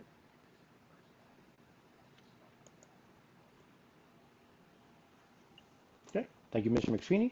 Mr. Pompeo, same question regarding the air conditioning. Thank you. Yeah, I mean, man, I really wish that back in 2018, when there was a capital reserve, it was used on AC, but I'm sure there was other priorities for the board at that time. And unfortunately, it didn't get used. But, I know this September, I was informed by two young girls who go to the middle school who happen to be my children that there was a petition going around asking for AC and trying to get as many signatures as possible. You got to love the ingenuity of our kids. They understand the political process, it seems. And they were passing a petition around, which is great. Unfortunately, I'm a big believer that you have to plan appropriately. You need to be in the best environment to learn. Thankfully, we actually have pavilions. So when it's warm in the school, you have the pavilions to use outside and maybe take advantage of a great breeze. So that I don't know who thought of those pavilions, but that seems to be a great idea in retrospect. But it's great that you have the pavilions. I think you have to plan ahead and see also what grants we have or what grants are available. I think there was actually at the last board meeting, I know I was the only person left in the crowd at the time, but there was some discussion about looking for some more grants for AC that have suddenly become available. I think we have to go after that, and I trust the administration to do that. But I think ultimately at some point it is going to have to come up for a referendum. And I believe in representational government. That's why we do this, right? So at some point when it is appropriate and we've exhausted all other avenues and we can plan appropriately, we have to open it up to a referendum for the community to decide and have the ultimate voice, because this is your community. These are your kids. This is everyone's school district. So they should have that opportunity.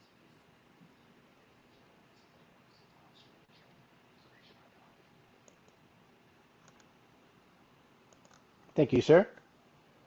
And wrapping up that question, Mrs. Esposito, same question around the air conditioning. Thank you. So, I worked in a middle school for 14 years that had no air conditioning. There was nothing quite like being in a building with middle school students when it's 100 degrees. That is an experience of none other. So I do understand how important it is to have air conditioning. Kids cannot function when it's 100 degrees in June or even sometimes in May and September. It is something that has been discussed at recent board meetings. As Mr. Pompeo said, on Monday night, Mr. Gibbs and Mr. Senek were discussing applying for a grant that would help us install several air conditioning units, as well as improve several air conditioning units that need improvement. This is something that is a work in progress, something we have discussed in terms of, do we need to go out to referendum for the AC? I really would like to see what the numbers are. I think that there are other things that we may need to go out to referendum for eventually. So honestly, I'd like to see what the numbers come in as. As for our capital reserve currently was spent within the last 3 years on improvements within the school, such as boilers, roofs, as well as our turf field, which was quite expensive. We did 2 turf fields. We did the football field as well as the soccer field.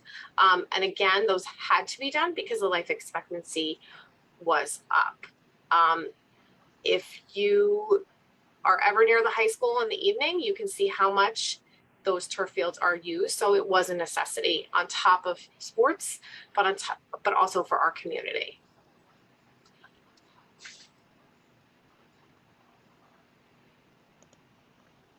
Okay, thank you so much. So it is 9:40. So here's what we'll do to make it fair for everyone. So everyone started a question except for Ms. Hyder. So we're going to do one more question. We're going to go through the path where everybody goes through, and then we're going to do the 2-minute closing remarks in the reverse order of the ballot. He's head shaking, so we'll do that. So I'll pull one more question, go to Ms. Hyder, and then we'll do the closing after that. So this question is, how has SCL helped our students, and why is it important to continue to focus on mental health and social interaction for our students? It's our responsibility to support all learners, all individuals during their journey, not only as an academics, but as an individual. I do support SEL. I don't support when we aren't transparent with parents. My idea of transparency, because it's used often, not only throughout education, but I feel like everywhere that I come across. What I mean by transparency is I want to see it plain as day, typed out, shown what it's supposed to look like. So when we roll out anything new, I would advise don't roll out an entire new IT layout to then fall back on that there's nothing transparent or shown besides copied and pasted standards. As an educator, standards are very vague in a sense that like, this is what you should teach. Well, then how? Especially in our particular district that we've already established that we have a high transient rate of teachers. We have a lot of new teachers that don't stay. So, and that's in all areas from kindergarten all the way through 12th. So how do we support our educators to also be the ones that are modeling in front of the students and also informing the children of what resources we have as a district to support one another? Because SEL stands for social emotional learning. However, some topics tend to supersede others. However, all are important. I purposely, every day we have, and you see that in the elementary school level, even in SJG, that you have morning meetings, you're establishing a nice welcome, especially working in New Orleans. Like I make sure I greet my students, make eye contact, we shake hands at times if we want to practice handshake. There's a lot of life skills that we don't recognize have to be taught. It has to be modeled. But if we don't communicate to our educators what that's supposed to look like, and in turn, when we communicate with our educators by having proper curriculum maps and curriculum design created by in-house educators that are the experts to create that, in turn, when we post it on our new forum, we then are communicating to parents what that should look like and creating clear parameters that parents will know what they can communicate if they wish to do more at home.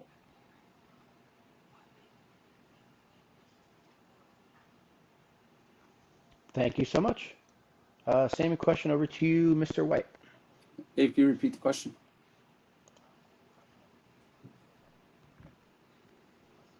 I guess the question essentially was SEL and mental health. Yeah, I think the big part Yes, of sir. what. Let me pull it back Yeah, up. sure, thanks.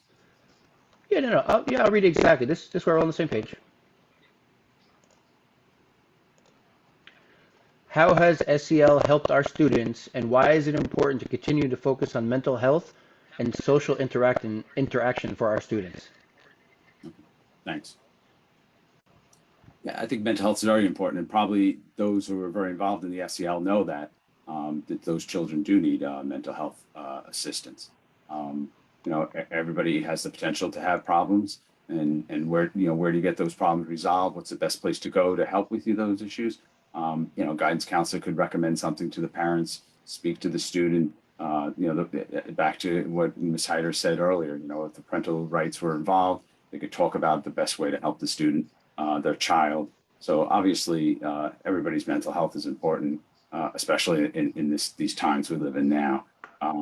But there's more to academics, there's more to schooling, more to education than just mental health. The be all and the end all, the reason you send your kids to school is for the academic health, and that needs to be improved, as we've discussed on some issues along the way.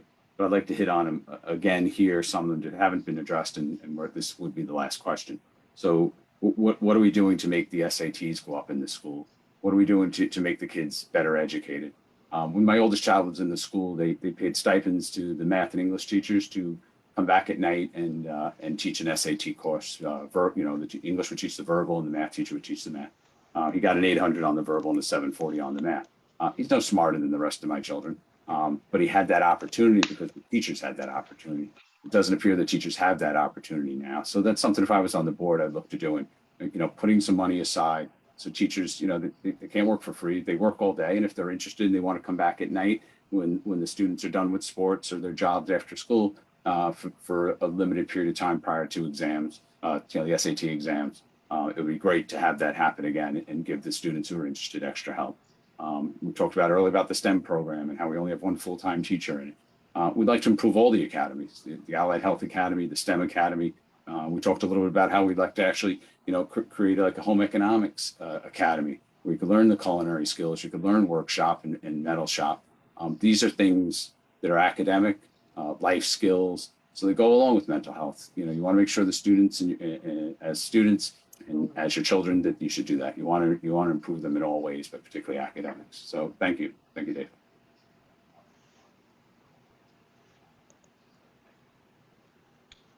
Thank you, sir. Same question over to you, Mr. McSweeney. So thank you. Yeah.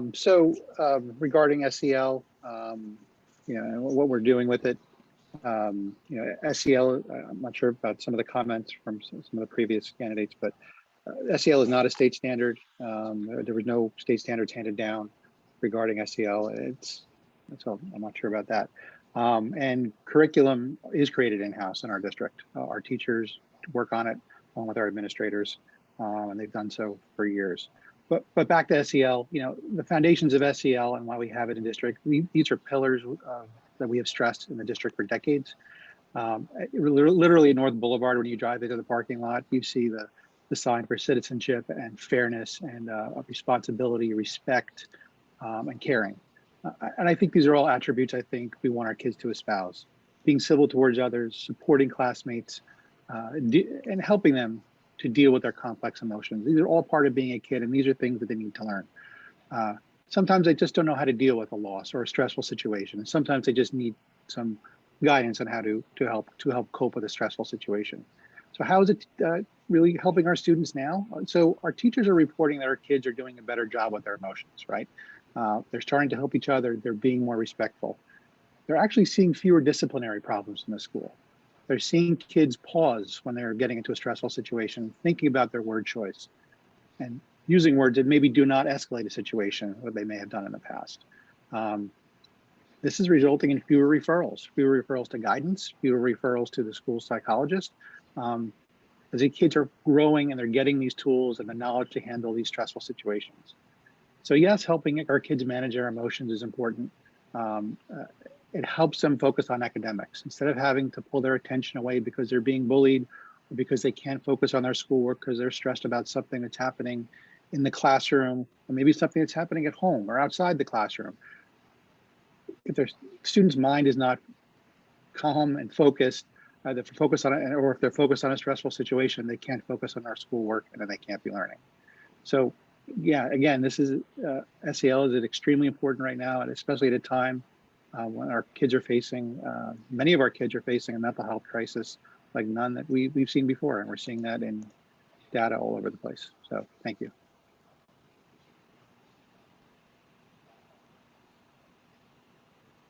Thank you, sir. Mr. Pompeo, same question over to you, sir. Great, thank you. Look, I'm not a teacher. I'm not a current Board of Ed member. So when I think about SEL and the more I learn about it, and I've actually gone on to parent universities that are still on our website that explain the SEL program.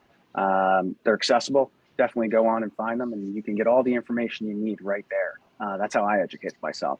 You know, it's interesting. The more I learned about it, the more it sounded like something else. A couple years ago, and probably a little more than that, Fortune 100 started putting out these best companies to work for. I've been part of those companies where they constantly tell you to fill out these surveys. More and more, it's become prevalent, and it's become an important tool that companies base themselves off of with great pride. So 2022, Fortune put out the 100 best companies to work for, and they defined it as the following: the 100 best adapted to massive changes in the workplace by prioritizing employee well-being, inclusion, purpose, listening, and care for their adult employees. Weird thing is that kind of sounds like SEL. See, it's all based off of a study on incivility, which they define as disrespect or rudeness. Includes lots of different behaviors such as mocking or belittling. We've heard that. Someone teasing or offensive jokes. And so we have this study, and the study of business school alumni working in different organizations show that incivility affected 66% of employees cut back their work efforts when they had to deal with incivility. 80% lost time worrying about what happened, and 12% left their job. In a separate study tied to this, they found that there was 25% worse performance in employees and 45% fewer ideas. Cisco, leading company in the US, took all this data and extrapolated that they were losing $12 million a year. This is in fully formed adults, not kids. $12 million a year. We don't have $12 million to lose. We don't want 45% fewer ideas in our children. We don't want them to spend 80% of their time worrying about something that happened. We want our kids to be in an environment where they feel safe, they know how to express themselves, they know how to deal with their anger, and they know how to voice themselves. By the way, 2022, company to work, best place to work, Cisco. Let's be the best school district.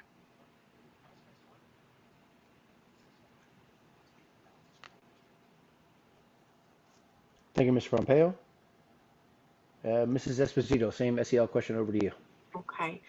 So first, social emotional learning is something that teachers have been doing within their classroom for years, specifically in Pequannock. The set out program, it is just a resource, was something that the teachers had requested or that the teachers were interested in. It was piloted in certain schools last year, and now it is used throughout K through 8 within the district.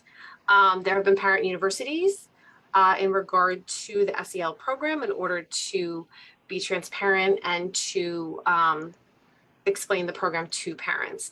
There was also an SEL committee that parents were able to request to be a part of. So SEL is incredibly important. It provides positive social and emotional development, specifically in early learning years.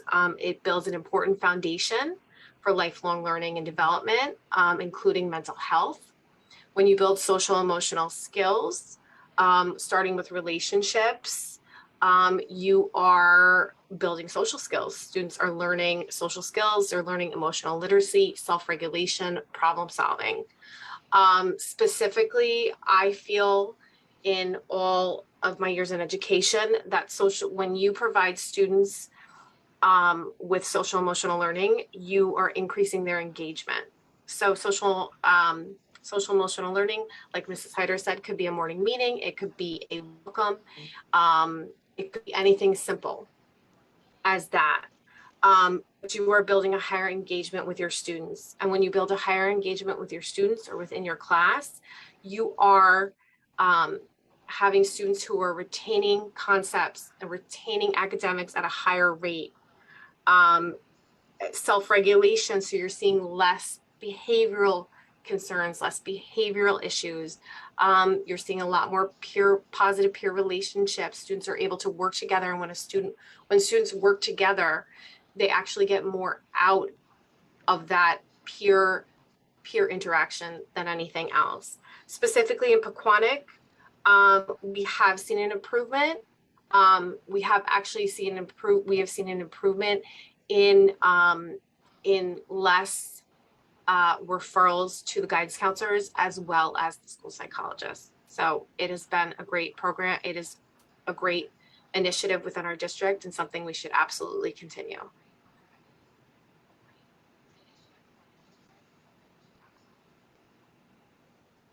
Thank you so much. And wrapping up the last question, Mr. Prezioso, same SEL topic, sir. Okay, all right. Well, I don't really have a slide on SEL other than the fact that it was a topic that came up, I think, my last year on the board. So what we did was we created a SEL committee. Dave, I believe you might even be on that, where we had the parents voice their concerns and, and the district was able to provide information to them. Now, it's funny because in preparing for this debate, I read through an old paper I did at Hofstra, like from back in 2004, and the topic was SEL. So SEL has been around for a very long time.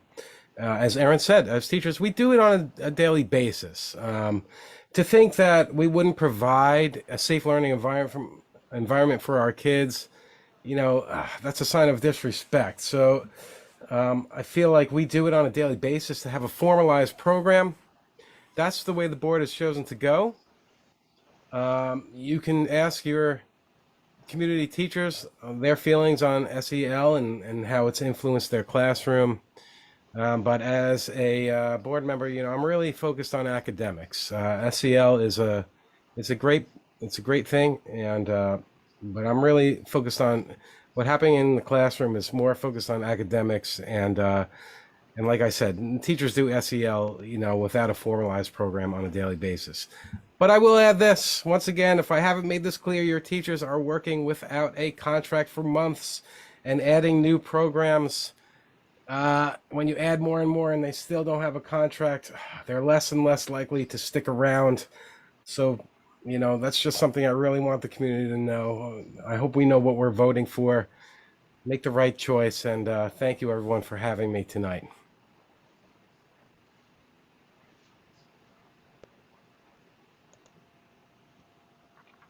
Thank you, sir. Okay, we're going to go ahead and do our closing remarks. We're going to start the backwards that we started.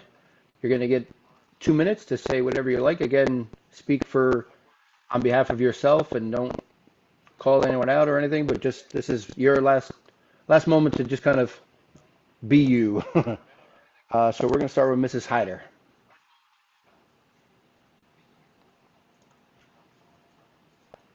I love what I do. I love supporting students within the classroom. I love being a part of the most innovative professional developments to offer. And I love supporting even my own children in terms of my craft.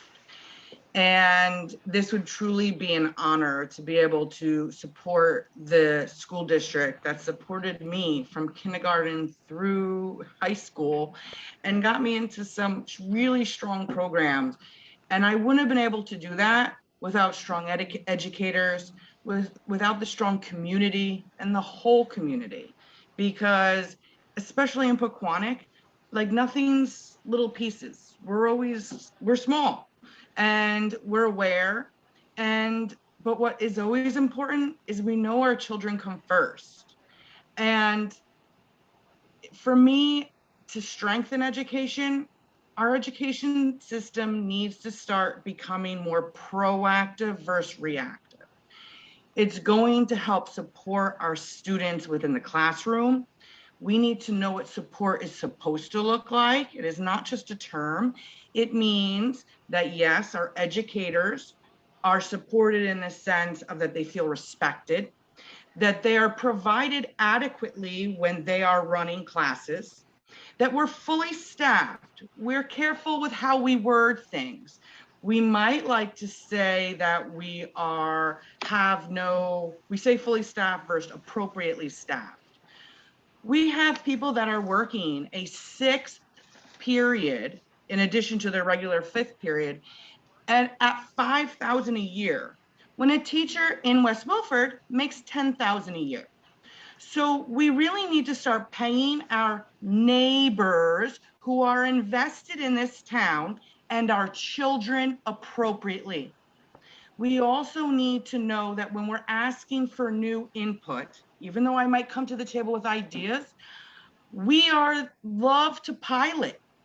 And piloting something means we're running something for the first time. That takes a lot of effort. And we need to be able to support our educators by knowing what are we putting in front of them? Is the level of rigor and the training appropriate so that they can do the best job for our children? So I would be honored if you could allow me to bring these ideas and to work in a room with many different viewpoints, because that perspective is going to help move us forward. Thank you.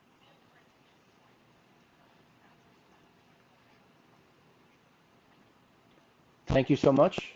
Thank you for participating for today. Very much appreciated on behalf of all of Pequannock. Mr. Prezioso, over to you, sir. Okay, once again, I want to thank Dave for hosting this and all the viewers who are taking the time to research the candidates. It's very important for the future of our district. Now, I'm not going to spend my time here talking about me and my accomplishments. If you're really interested, you can check my Facebook page and you see it here. Write that down. Rather, I want to spend my remainder of my time thanking Coach Len Smith for all of his time he dedicated to the Pequannock school system. If you didn't know, Coach Smith will not be seeking re-election to the Board of Ed, and he'll truly be missed. He's always provided a truly personal touch to all of the decisions the board made when we worked together. He was a great mentor to me, and he always told me if something doesn't feel right for the kids, parents, or staff, you have to vote no. I think me and him, as I said earlier, may be the only ones who voted no in the last 6 years. Coach Smith taught hundreds, if not thousands, of kids over his 30-plus years as a teacher and coach in our district. And during his 6 years on the board, he was definitely an asset, and he provided a lot of great information that board members who don't work inside of schools realize or haven't even thought of. So once again, a big shout out to my man. Thank you for all you've done, Coach. Best of luck in your future endeavors. Thank you again, everyone. If you're interested in what I did on the board and making the right choice, please check my Facebook page out, Prezioso, number 5. You heard it here. Thank you all, candidates, and I'll see everyone soon.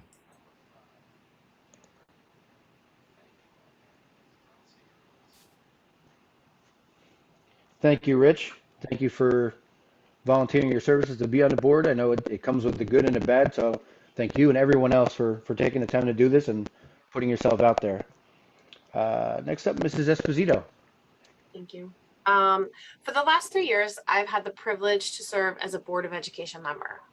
I've served as chair to the Finance, Facilities, and Athletics Committee, as well as the Curriculum, Instruction, and Special Services Committee.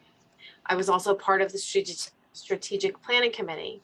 I enjoy attending many of the school functions, supporting our school sports programs, and listening to our award-winning marching band. I love it. My time as a board member began in January 2020. Shortly thereafter, our town and country went through an unprecedented health crisis. To say it provided a unique and difficult times in the educational community and our daily lives would be an understatement. It was time to get to work and do what was necessary. As a board member, I was a part of a great team. We worked together with our superintendents, support staff, and educators. We made numerous arrangements, obtained supplies, equipment, installed safeguards to keep our district open during the pandemic. We were able to provide our students with a full year of school while the overwhelming majority of districts in our county and state could not. We also enhanced school security, updated numerous school programs, and added several enriching activities for our students.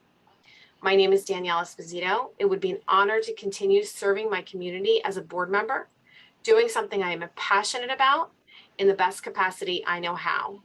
We have overcome and accomplished so much, but we all know there is still much more to do. Our children are worth it. Our teachers are worth it. We owe it to them to work together, free of personal agendas or ideologies, and provide the best education possible for our students and community, the whole community and everyone in it. It is a process. There are no shortcuts. Education is my life and Pequannock is my home. That's why I encourage you to vote for excellence in education, and I ask for your support. My name is Danielle Esposito, and I would like to be elected as your next Board of Education member. Thank you again, Dave, for putting this together.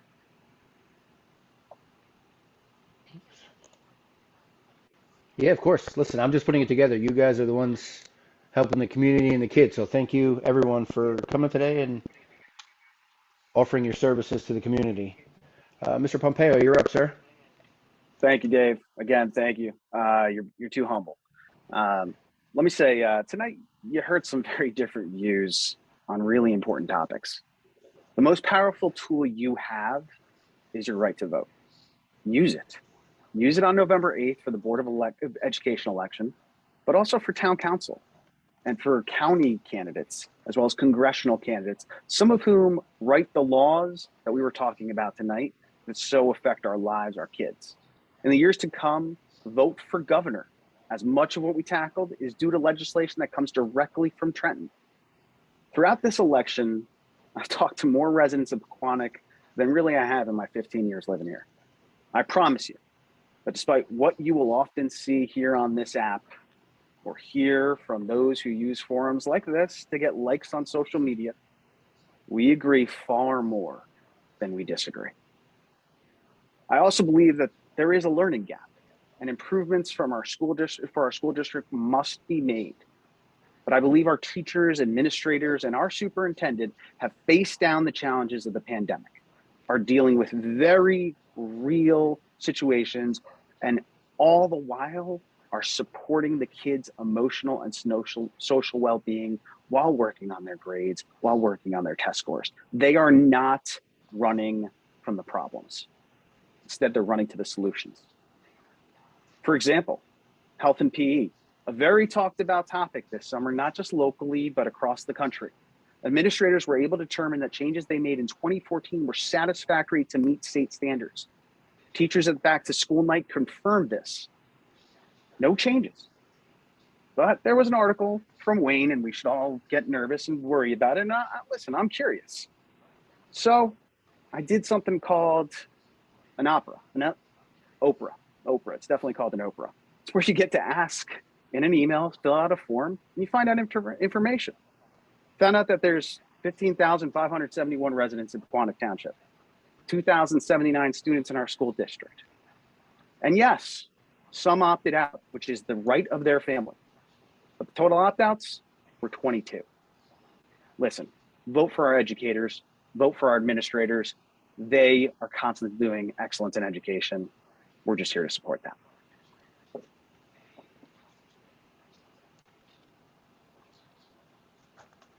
Thank you, Mr. Pompeo. Thank you for putting yourself out there as a candidate, and thank you for attending and letting everybody know who you are. Mr. McSweeney, you're up, my friend. Thank you. So first, I'd like to thank everybody who joined the Q&A here tonight, and the parents who sent in great questions. Obviously, I'd also like to thank David for making this event possible and planning it and organizing it. Well done, sir. And thank you to, of course, the other candidates for spending your time here this evening and for running for the Board of Education. Like all things in business or sports, good competition makes things better in the long run, and competition here is always welcome. For me, I'm hoping to continue to serve on the Board of Education. During my first term, as we all know, a lot of plans and ideas that we had that we were looking to implement in the district were put on the back burner. We had originally started the discuss school start times and expanding the academies, improving our ranking, improving test scores, bringing in new programs, and much more. We had to put those on the back burner because of the pandemic. I hope we can fully tackle some of these issues and topics and opportunities in the next 3 years to make Pequannock schools even better. Personally, I'm analytical, I'm level-headed. I listen to all opinions and we'll meet with anyone who wants to discuss our schools, our academies, our test scores, anything to do with helping to make the schools better for our children. The board works better with a variety of people with a variety of backgrounds who are all willing to work together and to consider other opinions and positions. I bring that to the table. And I have a great track record of working with others to reach consensus. I'm looking forward to continuing to serve on the Board of Education, and I really hope I can earn your vote. So thank you. I'm Greg McSweeney, and remember to vote in November.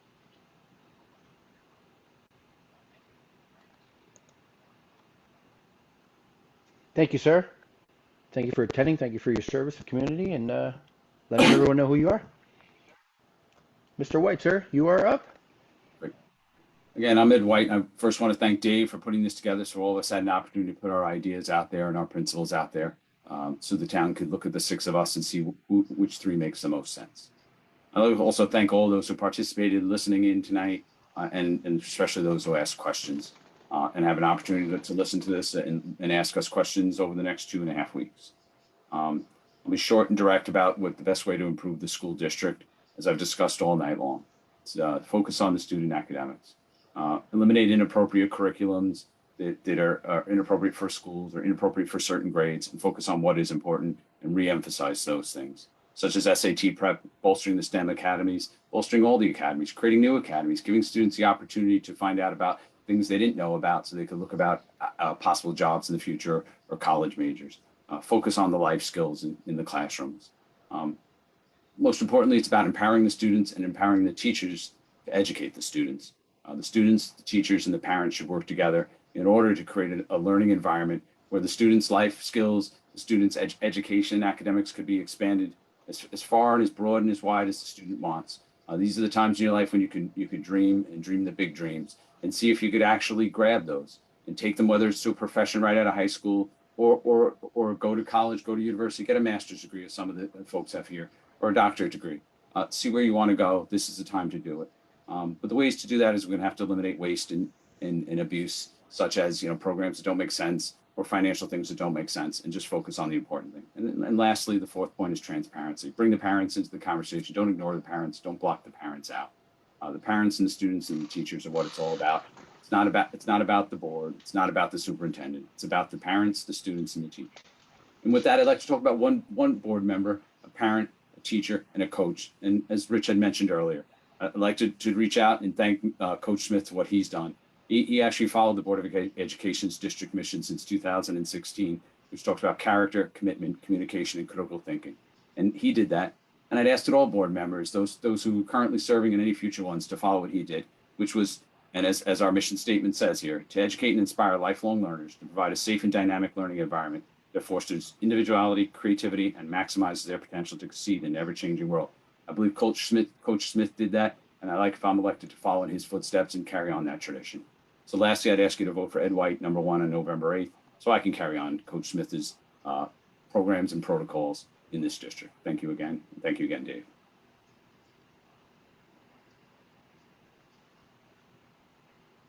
Thank you. Thank you, everybody. I know there's some glitches on my end with the audio, so I apologize in advance for that. I thank each and every one of you for putting yourself out there, letting people know you, and attending today. I thank you, the audience. I know that a lot of questions came in that we weren't able to get to because of time, but I know each of the candidates have a social media, have an email, a way to reach out to them, and I know they welcome any questions to them, and I'd be happy to answer them for you. So continue to ask questions away to the candidates that you'd like to hear, and I thank everyone. Thank you so much. Have a good night. Thanks, Dave.